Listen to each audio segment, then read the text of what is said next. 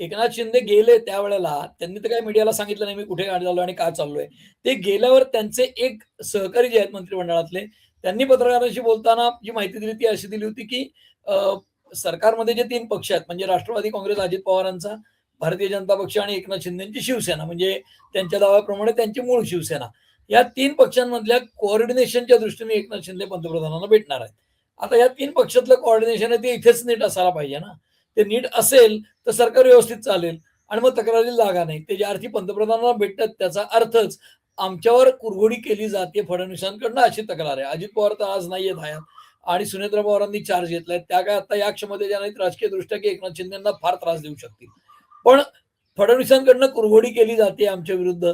अशा प्रकारची तक्रार घेऊन एकनाथ शिंदे गेले असावेत असा माझा अंदाज आहे. प्रत्यक्ष आपल्याला हे कोणी येऊन सांगणार नाही. पण एकनाथ शिंदे सांगतात तास सव्वा तास चर्चा झाली. मोदी काही पंतप्रधान सांगणार नाहीत किती चर्चा झाली.